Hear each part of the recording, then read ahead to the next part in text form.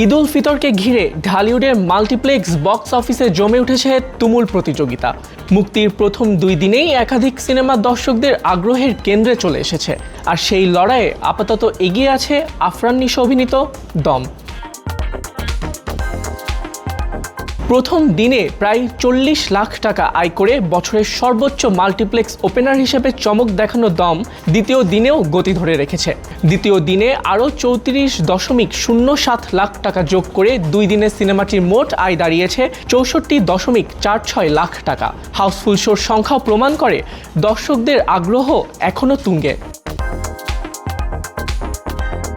এরপরেই রয়েছে তানিম নূরের বনলতা এক্সপ্রেস। প্রথম দিনের 20.40 লাখ টাকার শক্তিশালী ওপেনিংয়ের পর দ্বিতীয় দিনে 22.26 লাখ টাকা আয় করে 2 দিনে মোট 40.80 লাখ টাকা সংগ্রহ করেছে সিনেমাটি। শো বাড়ানোর পরও একাধিক হাউসফুল শো থাকায় এর ধারাবাহিকতা চোখে পড়ার মতো। সিয়াম আহমেদ অভিনীত রাক্ষসও পিছিয়ে নেই।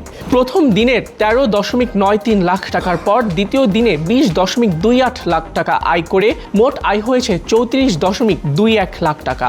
বিশেষ করে ম্যাস অডিয়েন্সের সাপোর্ট পাচ্ছে সিনেমাটি। শাকিব খানের প্রিন্স কিছু সীমাবদ্ধতা সত্ত্বেও ভালো করছে। প্রথম দিনের 16.19 লাখ টাকার সঙ্গে দ্বিতীয় দিনের 20 লাখ টাকা যোগ করে মোট আয় দাঁড়িয়েছে 36.25 লাখ টাকা। শোর সংখ্যা বাড়লে এটি আরও এগোতে পারে বলে ধারণা করছেন বিশ্লেষকরা।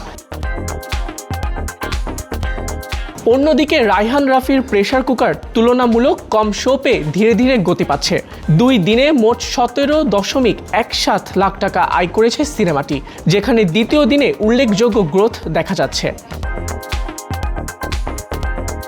সব মিলিয়ে 2 দিন শেষে দম স্পষ্টভাবে এগিয়ে থাকলেও বাকি সিনেমাগুলোর মধ্যে চলছে হাড্ডাহাড্ডি লড়াই। এখন দেখার বিষয় ওয়ার্ড অফ মাউথ আর শো সংখ্যা বৃদ্ধির লড়াইয়ে শেষ পর্যন্ত কে হয়ে ওঠে এবারে সর্বোচ্চ মাল্টিপ্লেক্স গ্রোসার। এতক্ষণ সাথে ছিলাম আমি আবিদ খান।